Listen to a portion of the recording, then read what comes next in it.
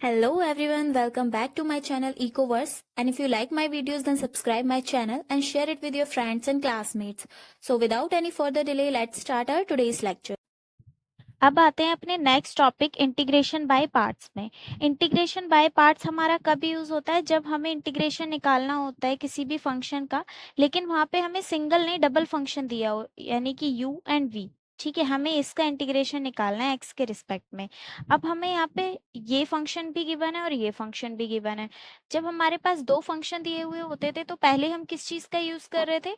Substitution method का। लेकिन वो हम कब यूज करते हैं? जब हमें एक एफ ऑफ एक्स दिया हो, एक उसका डिफरेंशिएशन दिया हो। ठीक है, उस केस में हम क्या करेंगे? सब्स्टिट्यूशन मेथड यूज करेंगे।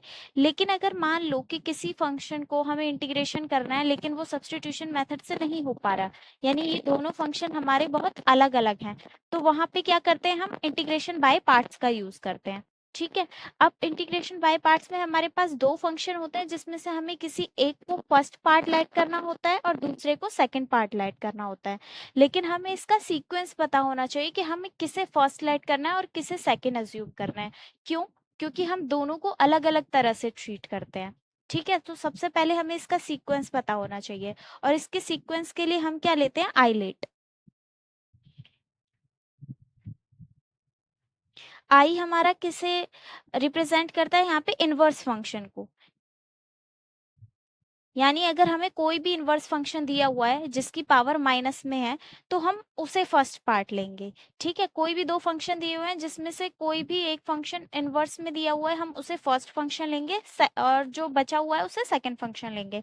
एल हमारा रिप्रेजेंट करता है यहाँ पे लॉग को। ठीक है, अगर हमें कोई भी लॉगरिथम फंक्शन दिया हुआ है और उसके साथ में हमें और कोई फंक्शन दिया हुआ है तो हम लॉग को फर्स्ट लेंगे और जो हमें दूसरा दिया हुआ है उसे सेकंड लेंगे। लेकिन अगर इनवर्स और लॉग साथ में दिए हुए हैं तो इनवर्स को फर्स्ट लेंगे, लॉग को सेकंड लेंगे, क्योंकि ये हमें क्या बता रहा है? सीक्वेंस। इन दोनों में से अगर कोई भी पहले दिया हुआ है तो फर्स्ट हम आई को लेंगे यानी इनवर्स को, सेकंड हम लॉग को लेंगे। ए हमारा बताता है किसका? Arithmetic function. ए कोई भी अर्थमेटिक फंक्शन, कोई भी कांस्टेंट दिया हुआ है, कोई भी नंबर दिया हुआ है, कोई भी चीज दी हुई है, उसको हम ए मानेंगे यानी अर्थमेटिक फंक्शन।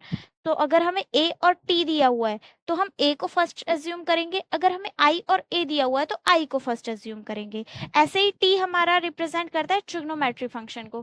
कोई भी साइन, कॉस, टैन, सेक, ये सब अगर हमें दिए हुए हो तो उसके लिए वो हमारा क्या है? Trigonometry function. तो अगर हमें ट्रिग्नोमेट्री फंक्शन और इनवर्स फंक्शन दिया हुआ तो फर्स्ट हमारा इनवर्स रहेगा, सेकंड हमारा ट्रिग्नोमेट्री फंक्शन रहेगा। ई हमारा बताता है एक्सपोनेंशियल फंक्शन को, जिसे हम ई की टर्म्स में लिखते हैं। ठीक है, सो अगर हमें कोई भी एक्सपोनेंशियल फंक्शन दिया हुआ है तो उसे हम हमेशा सेकंड ही अज्यूम करेंगे क्योंकि ई हमारा सबसे लास्ट में आता है। तो सबसे पहले आप यहाँ पे नोट डाउन कर लेना आईलेट, जिससे आपको सीक्वेंस याद हो जाए। आई हमारा किसे बताता है? इनवर्स फंक्शन को। इनवर्स फंक्शन में आप किसे लेते हैं? जिसमें पावर माइनस की हो। एल हमारा बताता है लॉग फंक्शन, यानी कोई भी अगर लॉग की टर्म्स में हो। ए हमारा बताता है अरिथमेटिक। टी हमारा बताता है ट्रिग्नोमेट्री।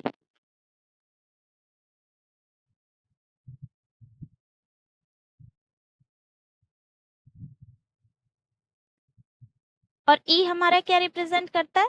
एक्सपोनेंशियल।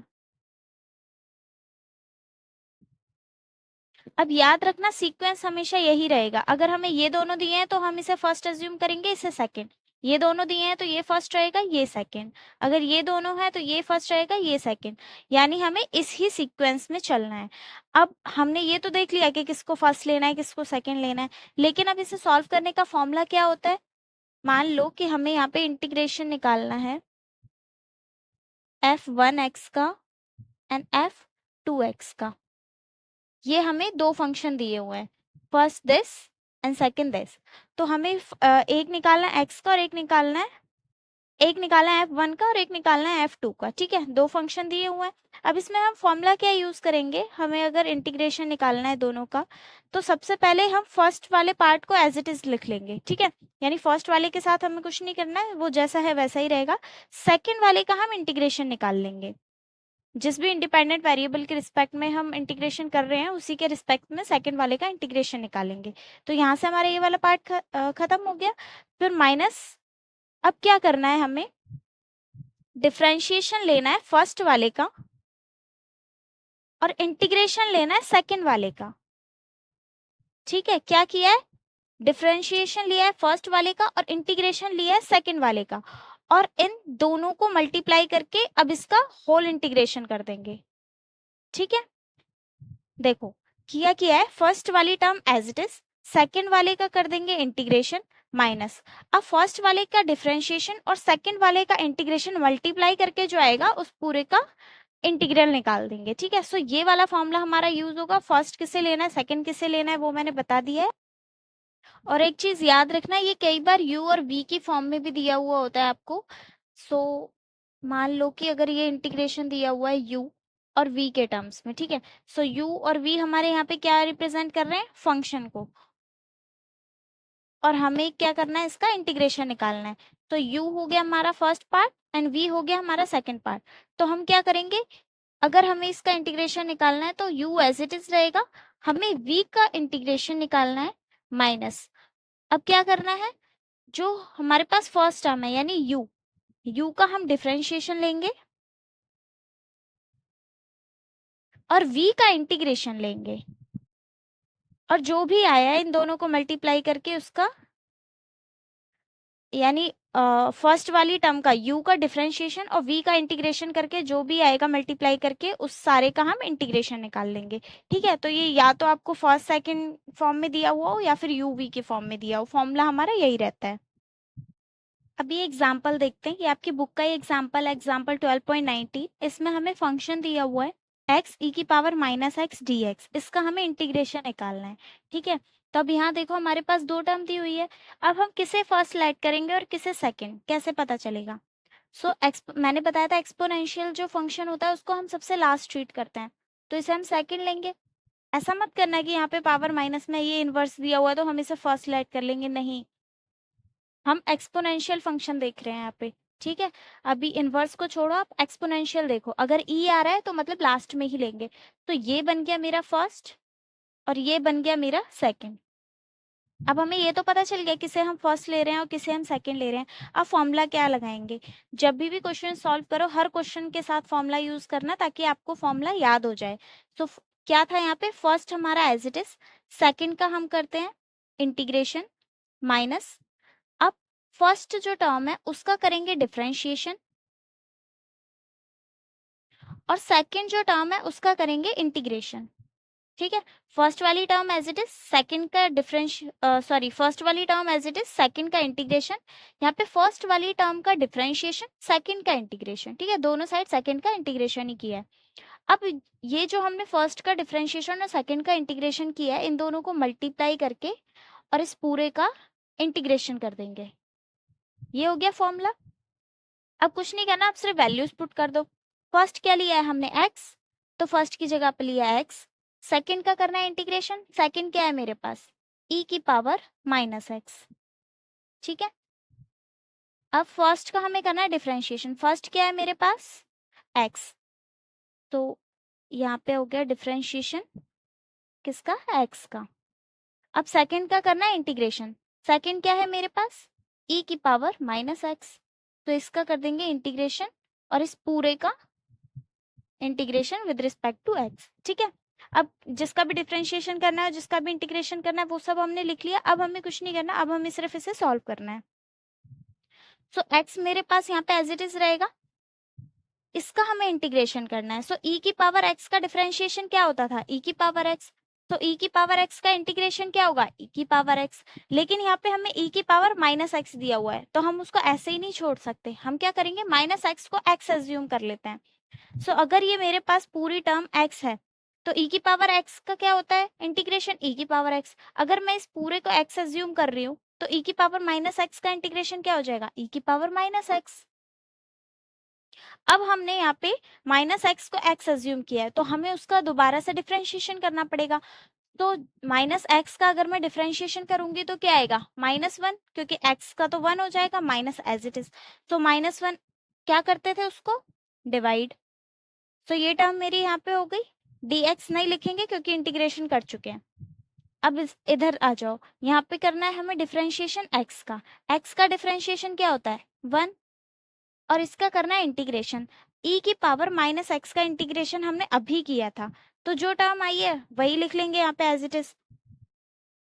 तो ये क्या आया मेरे पास माइनस e की पावर माइनस एक्स, क्योंकि ये माइनस ऊपर जाके यहाँ पे मल्टीप्लाई तो हो जाएगा, तो यहाँ पे मेरे पास क्या बचा माइनस e की पावर माइनस एक्स। ठीक है, यहाँ पे भी अब ना डिफरेंशिएशन का साइन आएगा और ना ये इंटीग्रेशन का आएगा, क्योंकि हम दोनों चीज सॉल्व कर चुके हैं। यहाँ पे सिर्फ मेरे पास इन दोनों को मल्टीप्लाई करके जो इंटीग्रेशन करते हैं वो वाला साइन आएगा, क्योंकि वो पार्ट अभी हमारा रहता है। तो यहाँ से मेरे पास क्या गया माइनस एक्स ई की पावर माइनस एक्स, इन दोनों को मल्टीप्लाई कर दूंगी तो क्या आ जाएगा माइनस ई की पावर माइनस एक्स। ठीक है, अब चाहे तो आप यहीं पे प्लस सी लगा लो, लेकिन यहाँ पे क्या होता है हमारे पास दो दो फंक्शन होते हैं। अगर हम यहाँ पे भी सी लगाएंगे यहाँ पे भी सी लगाएंगे तो हमारे पास दो दो सी हो जाएंगे, और वो हमें मतलब जितनी भी हमारे पास कैलकुलेशन रहेगी वो वहाँ पे हमारे डबल सी चलते रहेंगे। तो इसलिए हम क्या करते हैं इसमें लास्ट में सी लगा देते हैं, क्योंकि कांस्टेंट को कांस्टेंट के साथ प्लस कर दो, माइनस करो, मल्टीप्लाई करो, डिवाइड करो, रहेगा तो वो कांस्टेंट ही। तो अब मेरे पास यहाँ पे क्या आया माइनस एक्स ई की power minus x as it is. यहाँ पे क्या करूंगी मैं, ये जो माइनस है इसको बाहर ले लेंगे। ठीक है, तो ये क्या हो जाएगा मेरा प्लस, अंदर क्या बचा सिर्फ e की पावर माइनस एक्स। हमें कुछ नहीं करना होता है इस पूरे क्वेश्चन में, सबसे ज्यादा जो इंटीग्रेशन करना होता है वो हमें सिर्फ सेकंड पार्ट का करना होता है। ठीक है, तो इसीलिए सेकंड पार्ट हम वो लेते हैं जिसका इंटीग्रेशन करना इजी हो, और e की पावर x का इंटीग्रेशन करना बहुत इजी होता है, इसीलिए एक्सपोनेंशियल फंक्शन को हम हमेशा सेकंड टर्म मान के चलते हैं। अब यहाँ से आप e की पावर माइनस एक्स का मुझे इंटीग्रेशन करना है, और e की पावर माइनस एक्स का इंटीग्रेशन हम ऑलरेडी कर चुके हैं एक बार। तो यहाँ से मेरा आया माइनस e की power minus x plus as it is. इसका इंटीग्रेशन करेंगे तो क्या आएगा माइनस e की पावर माइनस एक्स।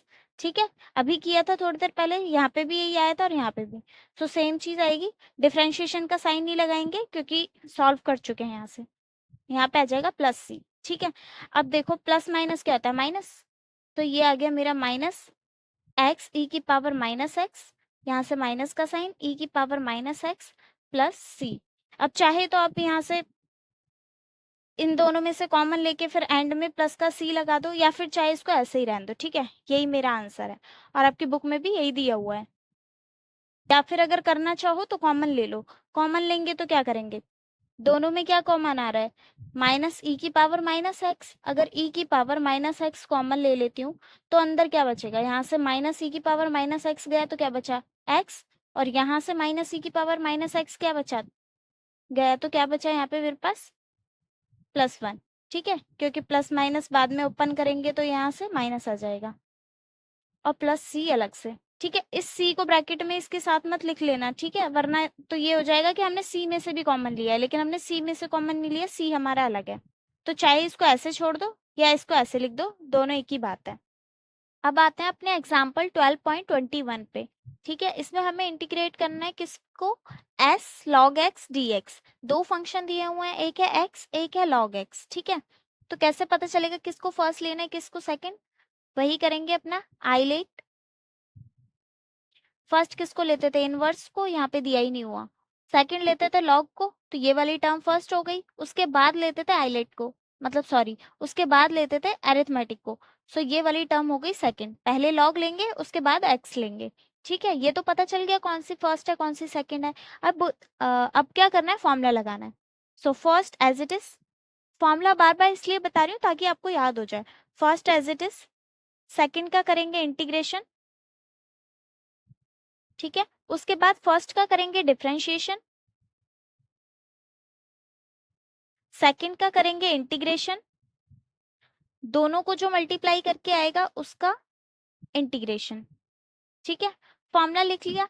अब क्या करना है, कुछ नहीं करना, सिंपल वैल्यूज पुट कर देनी है, फर्स्ट की जगह फर्स्ट फंक्शन और सेकंड की जगह सेकंड फंक्शन। सो फर्स्ट हमने क्या लिया है log x। याद रखना मैंने बताया था कि जिसका भी हमें इंटीग्रेशन करना इजी होता है उसे हम बाद में लेते हैं, क्योंकि जो भी हमारी सेकंड टर्म होती है हमें उसी का इंटीग्रेशन करना होता है। देखो यहाँ पे बार बार हम सेकंड टर्म का इंटीग्रेशन कर रहे हैं, इसीलिए ये एक्सपोनेंशियल सबसे लास्ट में लिया था, क्योंकि इजी होता है। ऐसे ही यहाँ पे लॉग हम जो ले रहे हैं, लॉग का इंटीग्रेशन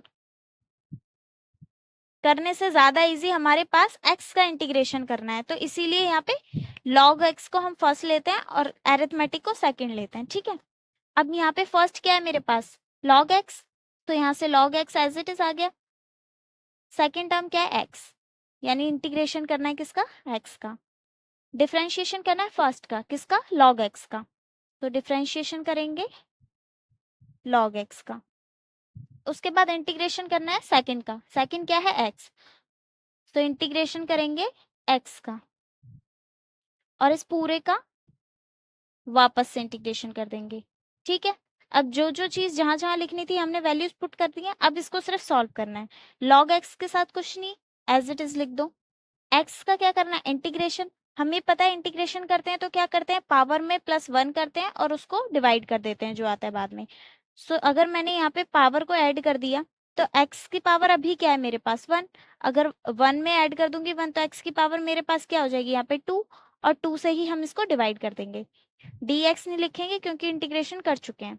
ये वाला पार्ट फिनिश। अब आते हैं इस वाले पे, log x का डिफरेंशिएशन निकालना है। log का डिफरेंशिएशन मैंने क्या बताया था, 1/x, तो log x का क्या हो गया, 1/x, और x का इंटीग्रेशन हमें पता ही है, जो यहाँ पे किया है वही यहाँ पे आएगा, तो ये क्या हो जाएगा, x²/2। x है, पावर एक ऐड हो जाएगी और जो ऐड करके पावर आई है वही हमारा डिवाइड हो जाएगा। तो अब इस पूरे का यानी मल्टीप्लाई करके जो आता है उस पूरे का हमें क्या करना होता है, इंटीग्रेशन। ठीक है, अब ये देखो कि यहाँ पे भी x है और यहाँ पे भी x² है, तो सिंगल x को हम इसकी एक पावर से कैंसिल आउट कर देंगे, तो यहाँ पे x की पावर सिर्फ 1 बचेगी। ठीक है, क्योंकि हमारे पास यहाँ पे 2x थे, यहाँ पे 1x था, एक से एक कैंसिल हो गया, 1x बच रहा है अभी भी। तो यहाँ पे क्या बचा मेरे पास, log x मल्टीप्लाई में x²/2। ये याद रखना, ये पॉइंट नहीं होता, ये मल्टीप्लिकेशन के लिए हम यूज करते हैं। ठीक है, और यहाँ पे क्या आया हमारे पास, जिसका हमें इंटीग्रेशन करना है, x/2, और इसका करना है हमें इंटीग्रेशन। अब यहाँ से जो भी कांस्टेंट टर्म होती है उसे हम बाहर ले लेते हैं, तो यहाँ पे कांस्टेंट क्या है मेरे पास, 1/2, तो log x²/2, यहाँ पे 1/2 मैं बाहर ले लूंगी, अंदर करेंगे सिर्फ x का इंटीग्रेशन। ठीक है,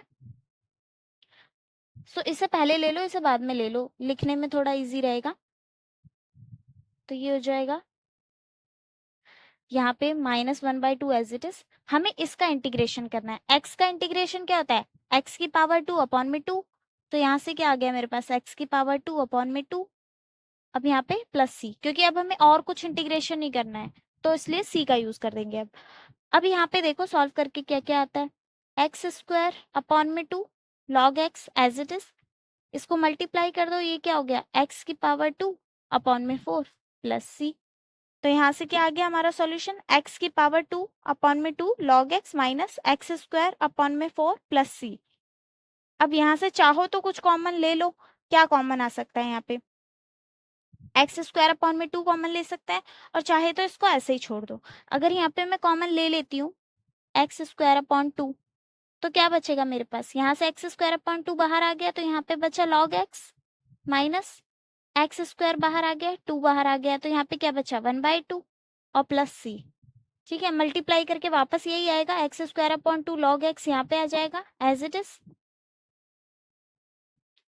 ये इसको मल्टीप्लाई करके वापस यही आ जाएगा, और यहाँ पे मल्टीप्लाई करेंगे x² और 4, तो ये वापस यही आ जाएगा। तो चाहे आप इसको ऐसे ही छोड़ दो या फिर इसको कॉमन लेके करके दिखा दो। ठीक है, दोनों ही सही हैं आपके। अब ये तो हो गया कि हमें 2 फंक्शन दिए हुए थे, लेकिन अब log x का अभी तो करना हमारे पास इजी था, क्योंकि हमने उसका इंटीग्रेशन निकाला ही नहीं, हमने तो सिर्फ एक बार log x का डिफरेंशिएशन ही किया है। ठीक है, इंटीग्रेशन तो हम x का कर रहे थे, लेकिन अगर हमें सिर्फ log x आ जाए तो क्या करेंगे, वो क्वेश्चन भी मैं एक बार करके दिखा देती हूँ। ठीक है, तो एक बार अब इसको भी सॉल्व करके देख लेते हैं, अगर खाली लॉग एक्स दिया हुआ है तो। अब यहाँ पे सिर्फ लॉग एक्स दिया हुआ है। अभी तक हमारे पास क्या था, दो फंक्शन थे, उसमें एक हमें लॉग दिया होता है और एक दूसरा फंक्शन दिया होता है।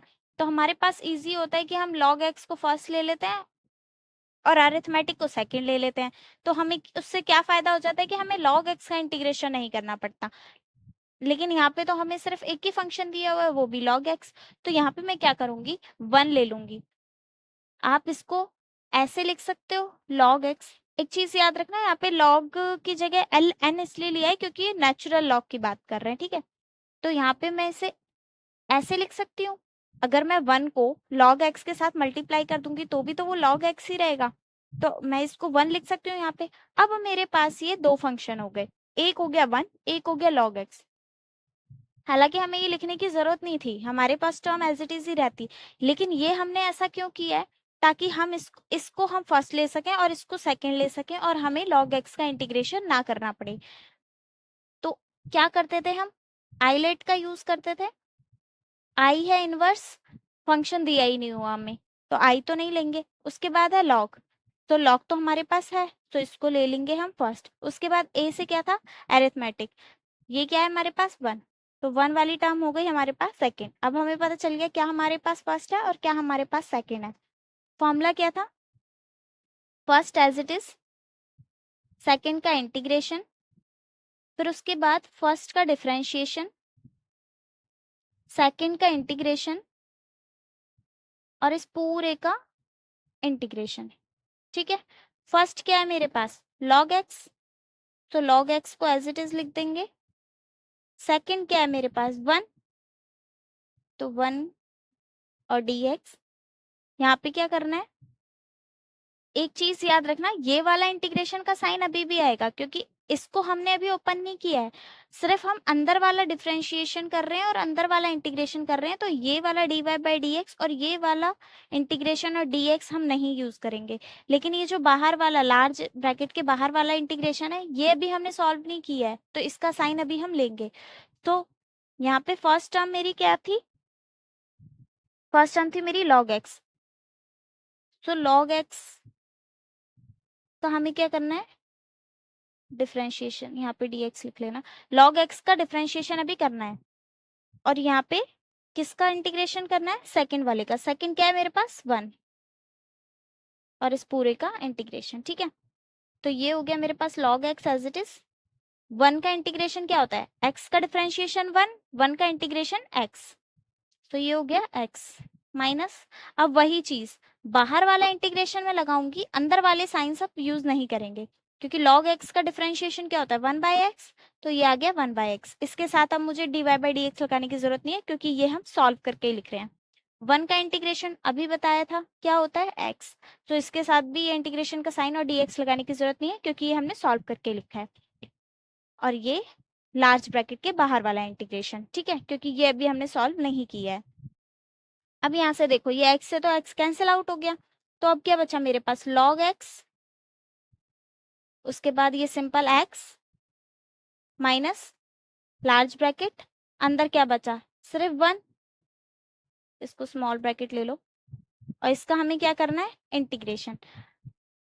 x log x हमारे पास यहाँ पे ऐसे ही रहेगा, x log x माइनस, अब 1 का इंटीग्रेशन क्या बताया था मैंने x, तो यहाँ से ये आ गया x। अब और कुछ नहीं बचा यहाँ पे सॉल्व करने के लिए, तो प्लस c ले लो, तो ये मेरे पास क्या बचा x log x minus x plus में c। अब चाहे तो इसको ऐसे ही छोड़ दो, चाहे तो कॉमन ले लो। कॉमन क्या आ सकता है इसमें से x, याद रखना c में से कॉमन नहीं ले रहे हैं, सिर्फ इन्हीं दोनों में से ले रहे हैं। तो x यहाँ से कॉमन लिया तो अंदर क्या बचा log x minus 1 plus c। तो चाहे ऐसे लिख लो ऐसे लिख लो, दोनों सही हैं, फाइन। अब आते हैं अपने चेक इन प्रोग्रेस पे। So check in progress second का फर्स्ट क्वेश्चन है कि हमें प्रूफ करना है इंटीग्रेशन अगर हम निकालेंगे cos ax का तो वो इक्वल आना चाहिए 1 अपॉन में a sin ax plus c के। ठीक है, तो हमें इसे ऐसे सॉल्व करना है कि आंसर हमारा ये आ जाए। तो यहाँ पे हम कौन सा सब्स्टिट्यूशन मेथड यूज कर सकते हैं, अगर मैं अपने ax को t लेट कर लूँ या फिर u लेट कर लूँ तो मेरे लिए इजी हो जाएगा निकालना। तो मुझे क्या सॉल्व करना है, cos ax एंड dx, इसका इंटीग्रेशन करना है विद रिस्पेक्ट टू x। तो यहाँ से मैं क्या कर सकती हूँ, let u is equals to ax। ठीक है, आप t भी ले सकते हो, कोई भी अल्फाबेट लाइट कर सकते हो अपने मन से। तो यहाँ पे मैं u ले रही हूँ ax को। ठीक है, अगर ax को मैंने u ले लिया और अब मुझे इसका डिफरेंशिएशन करना है तो वो क्या हो जाएगा, du अपॉन dx, क्योंकि इंडिपेंडेंट वेरिएबल यहाँ पे मेरा x है। और इसका इंटीग्रेशन करेंगे तो क्या होगा, a तो मेरा कांस्टेंट है, x के रिस्पेक्ट में करूंगी तो x1 हो जाएगा, यहाँ से क्या बचा मेरे पास a। ठीक है, अब हम क्या करते थे, यहाँ पे dx की वैल्यू निकालते थे, किसकी टर्म में, du की टर्म में। तो अगर du मैं यहाँ पे रखती हूँ और dx यहाँ पे ले आती हूँ तो ये मेरा a dx हो जाएगा। लेकिन यहाँ पे मुझे a dx नहीं दिया हुआ, क्योंकि ये ax तो मैं ऑलरेडी u लाइट कर चुकी हूँ और यहाँ पे मेरे पास a नहीं है, तो मैं यहाँ पे सिर्फ dx रहने दूंगी। ठीक है, तो ये हो जाएगा मेरा du और ये आ गया मेरा dx। अब ये हो गया जो मैंने लाइट करके डिफरेंशिएशन करके वैल्यू निकाली है dx की। लेकिन ओरिजिनल टर्म मेरे पास क्या थी, ये वाली, इसमें मैंने ax को u लाइट किया था, तो ये अब मेरे पास क्या बन गया, cos u। ठीक है, ax की जगह मैं u लिख सकती हूँ, क्योंकि मैंने u को ही तो ax लाइट किए, मतलब ax को u ही तो लाइट किया यहाँ पे। और अब बचा dx, dx की वैल्यू भी मैंने निकाल दी है, वो क्या है, सॉरी ये यहाँ पे डिवाइड में आएगी। ठीक है, क्योंकि मल्टीप्लाई में ना यहाँ पे आके डिवाइड हो जाएगी। तो यहाँ पे dx की वैल्यू क्या बची मेरे पास, du अपॉन में a। तो यहाँ पे अगर मैं dx की वैल्यू पुट करती हूँ, ये हो गया du अपॉन में a। अब a मेरा कांस्टेंट है, तो इंटीग्रेशन निकालते टाइम हम क्या करते थे, कांस्टेंट बाहर ले लेते हैं। तो 1 अपॉन में a एज इट इज बाहर आ जाएगा, अंदर बचा cos u du। अब ये सिंपल टर्म बची है मेरे पास कि मुझे cos u का इंटीग्रेशन करना है u के रिस्पेक्ट में, जैसे हम करते थे ना cos x का इंटीग्रेशन करना है x के रिस्पेक्ट में, सेम वही चीज है, बस यहाँ पे वेरिएबल चेंज हो गया हमारा, इंडिपेंडेंट वेरिएबल। तो cos u का क्या होता था इंटीग्रेशन, याद है ना, साइन का डिफरेंशिएशन cos, cos का डिफरेंशिएशन माइनस साइन x, यही हमारा उल्टा हो जाता था, cos का निकालेंगे तो साइन, माइनस साइन x का निकालेंगे तो cos। अभी हमें cos का निकालना है तो साइन हो जाएगा। तो यहाँ पे cos u का इंटीग्रेशन क्या होगा मेरे पास, साइन u। और 1 अपॉन में a मेरा एज इट इज रहेगा क्योंकि कांस्टेंट था। अब यहाँ पे क्या करेंगे, प्लस c का यूज कर देंगे। ठीक है, अब हमें हमें तो u नहीं चाहिए, क्योंकि हमने तो u लेट किया था, u की ओरिजिनल वैल्यू तो मेरे पास ax है। तो u की जो ओरिजिनल वैल्यू थी अब मैं वो u की जगह पुट कर दूंगी। तो ये मेरा क्या हो जाएगा, 1 अपॉन में a साइन ax प्लस में c। अब देखो कि क्वेश्चन में हमें क्या निकालने के लिए बोला था, कि हमें cos ax का इंटीग्रेशन करना है और ये प्रूव करना है कि ये इस वाली टर्म के इक्वल है। और मेरे पास यही टर्म आ गई है, 1 अपॉन में a साइन ax प्लस में c। तो यहाँ से ये मेरा प्रूव हो गया। अब उसके बाद एक क्वेश्चन आता है कि हमें कैसे पता चलेगा कि कब हम सब्स्टिट्यूशन का यूज करें और कब हम बाई पार्ट्स का यूज करें। तो बहुत सिंपल है कि आपको देखना पड़ेगा कि क्या सब्स्टिट्यूशन मेथड से हमारा वो क्वेश्चन सॉल्व हो पा रहा है। अगर वो क्वेश्चन सॉल्व हो पा रहा है तो सब्स्टिट्यूशन मेथड लगा देंगे, अगर सब्स्टिट्यूशन मेथड से सॉल्व नहीं हो पा रहा तो वहां पे हम बाई पार्ट्स का फॉर्मूला यूज करेंगे। या फिर दूसरे टाइप से देखें तो अगर हमें एक चीज का यानी एक फंक्शन का डिफरेंशिएशन करके दूसरा फंक्शन मिल पा रहा है, हम उसको सब्स्टिट्यूट कर पा रहे हैं, तो हम सब्स्टिट्यूशन मेथड लगा पाएंगे। लेकिन अगर दोनों टर्म इतनी अलग है कि एक का डिफरेंशिएशन करके दूसरी टर्म पे हम सब्स्टिट्यूट नहीं कर सकते, तो वहां पे हम आईलेट की हेल्प से इंटीग्रेशन बाय पार्ट्स यूज करेंगे। ठीक है, अब थर्ड क्वेश्चन में हमें बोला है use the formula for integration by part two evaluate integration x की power 4 log x dx, why log x would be the best choice for you। अभी यहाँ पे हमें मेंशन किया हुआ है इंटीग्रेशन बाय पार्ट्स हमें यूज करना है। ठीक है, और ये वाली हमें फंक्शन की फॉर्म दी हुई है, लेकिन हमें साथ में एक चीज और बोली है कि ये हमारे लिए कि हम लॉग को यू लेट करें क्यों जरूरी है, क्यों इम्पोर्टेंट है। ठीक है, पहले एक काम करते हैं, इसको सॉल्व करते हैं, फिर जो क्वेश्चन का सेकंड पार्ट है उसे करेंगे। तो फर्स्ट पार्ट में हमें क्या बोला है कि हमें इसे सॉल्व करना है बाय पार्ट्स का फॉर्मूला यूज करके। फाइन, तो क्वेश्चन है x की पावर 4 log x dx। यहाँ पे क्या करते थे, फर्स्ट इससे लेते थे लॉग वाली टर्म को, सेकंड इससे लेते थे, right. First term as it is integration कर देते सेकंड का, या एक काम करो यहाँ पे u और v लो, क्योंकि इसने हमें सेकंड पार्ट में साफ साफ बोला है कि क्यों हमारे लिए u लेना ज्यादा अच्छा है log x को। तो यहाँ पे हम फर्स्ट और सेकंड की जगह u और v का यूज कर लेते हैं, ठीक है। तो एक काम करते हैं, x की पावर 4 log x dx ये हमें दिया हुआ है, इसे हम u ले लेते हैं, इसे हम v ले लेते हैं। तो हम क्या करते थे, फर्स्ट वाले को u और सेकंड वाले को v, ऐसे ही करते थे ना। तो u और v के उससे फॉर्मूला बनाते हैं। फर्स्ट वाली टर्म यानी u as it is, v का हम करेंगे इंटीग्रेशन, फाइन। अब उसके बाद क्या करते थे, माइनस फर्स्ट वाले का डिफरेंशिएशन लेते थे। फर्स्ट क्या है हमारे पास यहाँ पे u, तो डिफरेंशिएशन किसका करेंगे, u का, और सेकंड वाले का इंटीग्रेशन करते थे। सेकंड क्या है हमारे पास v, तो सेकंड वाले का करेंगे इंटीग्रेशन। दोनों को मल्टीप्लाई करके जो आता है उस पूरे का इंटीग्रेशन करते हैं। तो यहाँ पे लार्ज ब्रैकेट और इस पूरे का करेंगे इंटीग्रेशन, ठीक है। u और v के टर्म्स में कर रहे हैं, फर्स्ट और सेकंड के टर्म्स में भी लेते तभी भी वही बात होती, इससे कोई प्रॉब्लम नहीं है। लेकिन सिर्फ हम u और v इसलिए ले रहे हैं क्योंकि क्वेश्चन में हमने साफ साफ u मेंशन किया हुआ है, तो क्वेश्चन के टर्म्स में ही हमें आंसर देना पड़ेगा। अब u हमने किसको लिया है, log x को, तो log x हमारा एज इट इज रहेगा।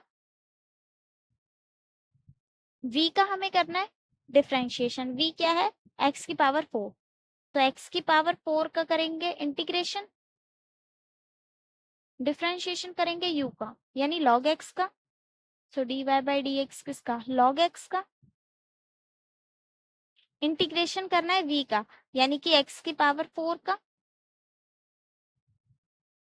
और इस पूरे का इंटीग्रेशन, ठीक है।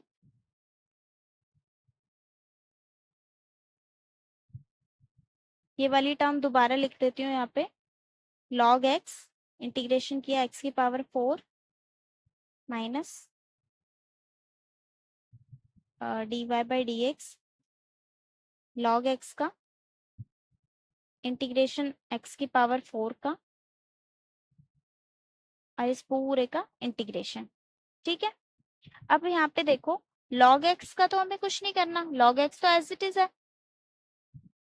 x की पावर 4 का इंटीग्रेशन करना है। x की पावर 4 का इंटीग्रेशन क्या होता है, x की पावर 5 अपॉन में 5, पावर ऐड कर दिया, पावर ऐड करने के बाद जो आया वही डिवाइड हो जाता है। अब यहाँ पे log x का क्या करना है, डिफरेंशिएशन, log x का डिफरेंशिएशन क्या होता है, 1 अपॉन में x, तो ये हो गया 1 अपॉन में x। x की पावर 4 का इंटीग्रेशन अभी किया था, क्या आएगा, x की पावर 5 अपॉन में 5, ये माइनस नहीं है, ठीक है, और ये dx।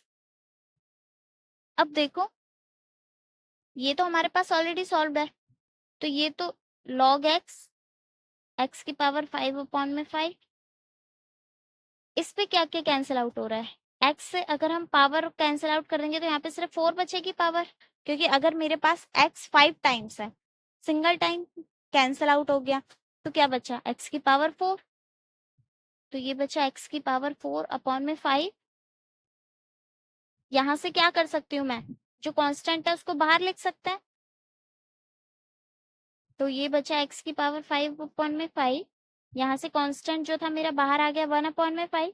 अब सिर्फ मुझे इंटीग्रेशन करना है x की पावर 4 dx का, x की पावर 4 का पहले भी किया हुआ था, क्या आया था, x की पावर 5 अपॉन में 5, तो यहाँ पे आ जाएगा x की पावर 5 अपॉन में 5 log x, यही वाली टर्म है, सिर्फ आगे पीछे कर दिए, 1 अपॉन में 5 एज इट इज, x की पावर 4 का इंटीग्रेशन क्या हुआ, x की पावर 5 अपॉन में 5 प्लस c, ठीक है।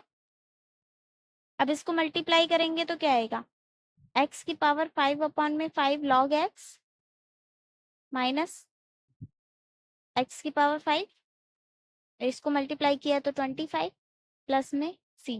अब यहाँ से हम कॉमन ले सकते हैं, क्या कॉमन ले सकते हैं, या तो इसको ऐसे ही लिख लो, या फिर अगर कॉमन लेना है तो x की पावर 5 अपॉन में 5 कॉमन ले सकते हैं, x की पावर 5 और 5 ऑलरेडी आ गया तो अंदर क्या बचा, log x, यहाँ पे x की पावर 5 और 5 बाहर आ गया तो अंदर क्या बचा, -1 अपॉन में 5 प्लस में c।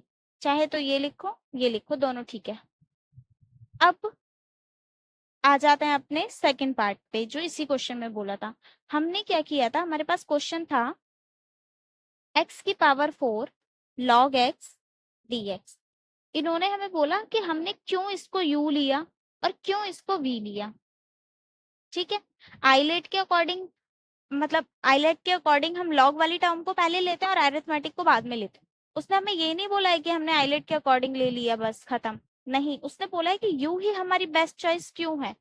तो वो इसलिए है, हम सबको पता है कि जो भी हमारी सेकंड टर्म होती है, अगर हम उसके हिसाब से फॉर्मूले में यूज करते हैं तो उसका हमें बार बार इंटीग्रेशन करना पड़ता है। ठीक है, सेकंड वाली टर्म का। अगर मैं सेकंड वाली टर्म लॉग ले लेती हूँ तो मुझे लॉग एक्स का इंटीग्रेशन करना पड़ेगा, लेकिन log x का इंटीग्रेशन तो मुझे वापस से बाय पार्ट्स का फॉर्मूला लगाना पड़ेगा, क्योंकि याद है हमने किया था कि अगर मेरे पास सिर्फ log x होता है, यानी अगर मेरे पास सिर्फ log x होता है जिसे मुझे सॉल्व करना है इंटीग्रेशन निकालने के लिए, तो यहाँ पे मैं क्या करती हूँ, 1 इज्यूम कर लेती हूँ log x के साथ। ठीक है, ये लगाया था ना हमने, ये हम सॉल्व करते थे, क्योंकि हमें पर्टिकुलर log x का फॉर्मूला ही नहीं पता है। तो अगर मैंने log x को v लेट कर लिया तो मुझे बार बार log x का इंटीग्रेशन करना पड़ेगा।